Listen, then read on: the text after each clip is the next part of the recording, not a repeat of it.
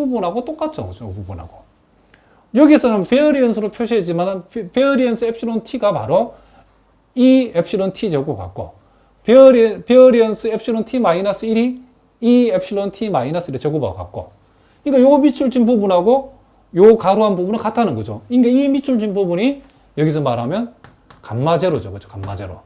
그래서 파이1의 k승 곱하기 감마 제로인데 우리가 감마 제로를 위해서 여기서 구하는 것을 여기다 적용하면 시그마 제곱 1-파이1의 제곱에다가 1-파이1의 2t승이 되어진다는 거죠. 요놈 역시도 t가 붙어 있죠. 공분산 역시도 시간 t에 의존한다는 것을 우리가 알 수 있죠. 그러니까 이제 우리가 AR1 모형에서 파이1의 절대값이 1보다 작고 초기값이 0일 때는 비정상시 계열이다 라고 바로 판단하면 안 되고 자, 이런 단서를 붙여보자는 거죠.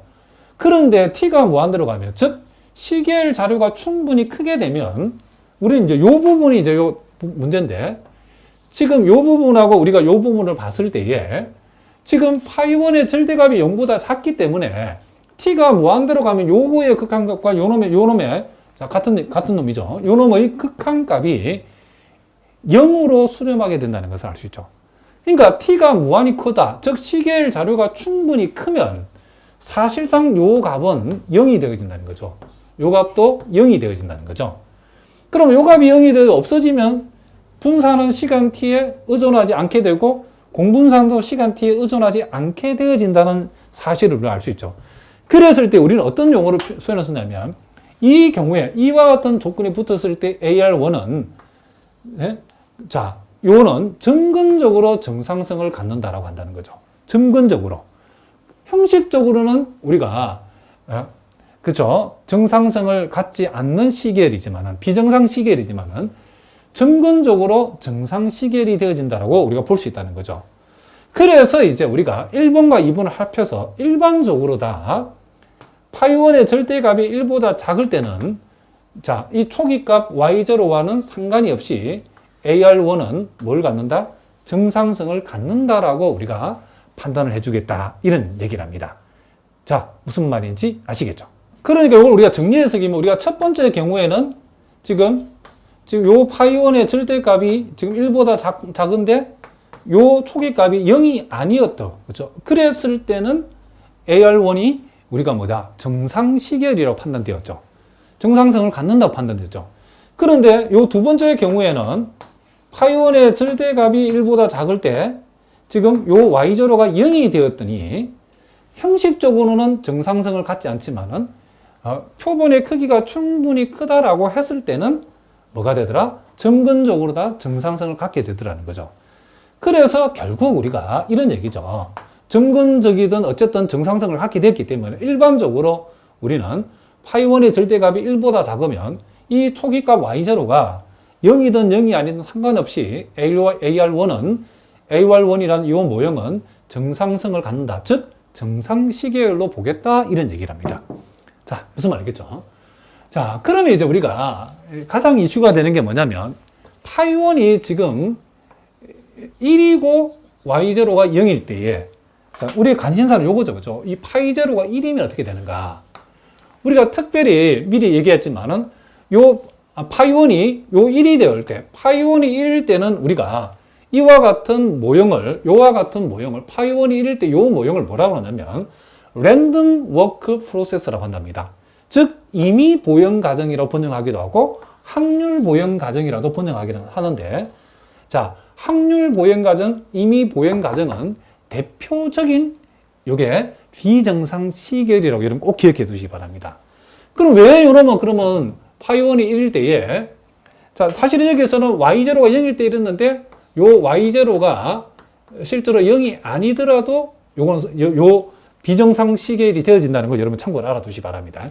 편의상 우리 y0 0이라는데 자, 어쨌든 요렇게 일단 우리 요걸 중심으로 이렇게 갑시다. 파이1이 1일 때는 AR1의 모형이 요렇게 되는데 요 A1의 특수한 이 모형을 우리는 확률 보행 과정 또는 어떤 책에 보면 임의 보행 과정, 어떤 책은 또 임의 행보 과정 다 같은 말이랍니다.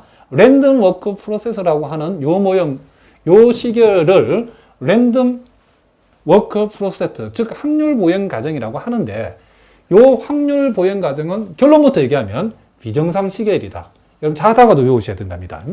그 왜 그런가 이제 증명을 해보자 하는 거죠. 그럼 yt가 yt-epsilon-t는 아까 똑같은 방법으로 yt-1이라는 것은 yt-2 플러스 epsilon-t-1을 할 수 있죠. 요 모형에서 t 대신에 t-1을 대입하면 yt- 이렇게 풀리는 거죠. 그래서 요 자리에 yt-1을 대입하면 epsilon-t-1, yt-2 플러스 epsilon-t- 요 자리에 대입하면 요는 플러스 epsilon-t가 되겠죠. 원래 epsilon-t 있던 거고. 그리고 우리가 다시 이제 요 놈, 자, 요 놈과 요 놈은 그대로 적어 놓고 yt-2라는 것은 t 대신에 t-2, t-를 대입하면 yt-2는 yt-3 플러스 epsilon t-1을 할 수 있죠. 그러니까 결국 우리가 yt라고 하는 것은 이와 같은 그렇죠. epsilon t 마이너스 epsilon t 마이너스 epsilon t, epsilon t 마이너스 epsilon t 마이너스에다가 yt 마이너스 3까지의 합의로 이렇게 표현할 수 있죠. 그러면 이제 우리가 결국 우리는 이런 식으로 계속 하다 보면 결국 이 yt라고 하는 것은 epsilon t부터 시작해서 epsilon 1까지 가게 되면 y0가 나와진다는 것을 우리가 알 수 있다. 이런 얘기를 합니다. 자, 무슨 말이겠죠?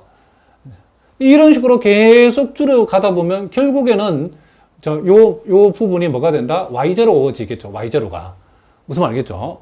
y0가 오게 되면 요 오창 부분은 epsilon 1부터 시작해서 뭐가 된다? epsilon t가 되어지는데 여기에서 y0가 뭐라겠죠? 0이라 했기 때문에 결국 이것은 epsilon 1부터 어디까지? epsilon t까지 뭐라고? 합이라고 우리가 얘기해 줄 수 있다. 이런 얘기를 합니다. 이 부분이 여러분 좀 헷갈리시는 분들 이렇게 생각하시면 된답니다. 이게 지금 epsilon t부터 시작해가지고 이렇게 진행이 되는 거죠. epsilon t, epsilon t 마이너스, epsilon t 마이너스 2. 그리고 이제 여기에 y 값은 요 t-2라는 요 넘버보다도 하나 작은 넘버가 오는 거죠. 그러니까 이제 요걸 우리가 지금 여기서 epsilon t 이렇게 진행이 되죠. epsilon t부터 쭉 해서 epsilon 1까지 가게 되면 요 넘버보다 하나 작은 넘버를 가진 y가 마지막에 남게 되죠. 그럼 y0는 초기 값이니까 요 밑에 더 이상 내려갈 수는 없으니까 결국 지금 여기에서는 epsilon t를 이렇게 적었지 여기서는 반대로 적어놨죠, 선생님이. 그쵸? epsilon t부터 쭉 이제 epsilon t, epsilon t-1까지 epsilon 1까지 오게 되면 요 마지막 epsilon 넘버보다는 하나 작은 y 값이 y 첨자를 가진 y 값이 와야 되기 때문에 요게 epsilon 1로서 끝나면 여기는 y0가 나와야 되겠죠. 근데 y0는 편의상에서 0이라 했죠. 사실 요 0일 안 해도 동일한 결과가 나온답니다. 비정상 시계에 나온답니다. 편의상 지금 선생님이 0이 냈을 뿐입니다. 그럼 y0가 0이기 때문에 결국 yt라고 하는 것은 이제 epsilon 오차항들의 합으로 표시되었다는 거죠. 그러므로 yt의 기대치는 이 요놈의 기대치니까 당연히 0이 되기 때문에 평균은 시간 t에 관해서 의존하지 않지만은 문제는 이제 분산을 조사해 봤더니 이와 같은 놈들의 분산은 결국은 우리가 이렇게 표현해야 되지만 바로 해도 괜찮죠. epsilon 1의 분산, epsilon 2의 분산, epsilon t의 분산이니까 모든 epsilon의 분산은 시그마 제곱이니까 이와 같은 분산의 개수가 t개니까 t 곱하기 시그마 제곱. 여기서 굳이 이렇게 안 써도 상관없죠. 여기서 바로 이렇게 계산할 수 있죠. epsilon 1의 베리언스, epsilon 1, 베리언스, epsilon 2, 베리언스, epsilon t까지 총 시그마 제곱이라는 값이 t개 나오기 때문에 분명히 이것은 이 분산은 시간 t에 의존하죠. t 값을 무한대로 보낸다 해도 역시 시간 t에 의존한다는 걸 알 수 있죠. 아까하고는 다르죠, 차원이. 그리고 공분산 값도 우리가 계산해 보니까 앞에 비슷한 방법으로 계산해 봤더니 t 곱하기 시그마 제곱이 됐다는 거죠. 공분산 역시도 시간 t에 뭐하고 있다? 지금 의존하고 있다는 것을 알 수 있죠. 그러니까 우리가 요 세 가지 조건 중에 하나만 위반이 돼도 비정상 시계일인데 지금 분산도 시간 t에 의존하고 공분산도 시간 t에 의존한다는 결과를 만들었기 때문에 이와 같은 그쵸? 지금 요와 같은 지금 요 모형은 비정상 시계열이라는 것을 우리가 알 수 있다는 거죠. 특별히 우리가 파이원이 1일 때에 이와 같은 모형을 우리는 랜덤 워크 프로세스, 즉 확률 보행 과정 내지는 임의 보행 과정 내지는 임의 행보 과정이라 하는데 이 모형은 비정상 시계열의 대표적인 놈이라는 것을 여러분들이 꼭 기억해 두시기 바랍니다. 자, 무슨 말인지 아시겠죠? 자, 이렇게 해서는 우리가 가장 기본적인 전제가 되어지는 백색 잡음 과정하고 우리가 이 중요한 확률 과정 중에서 자기핵이 AR 과정 내지는 자기핵이 AR 모형이라고 불리우는 놈 대해서 우리가 그 모형이 어떻게 생겼는지와 그리고 특별히 AR1이라고 하는 놈의 정상성에 대해서 우리가 살펴봤는데 우리가 그 기울기 계수로 주어진 phi1의 절대치가 1보다 작을 때는 y 초기값에 상관이 없이 그게 정상 시계열이 되어진다. 그게 어떤 그렇죠 점진적이든 뭐 점진적이 아니든 어쨌든 간에 정상 시계열로 우리가 판정할 수 있다는 거고.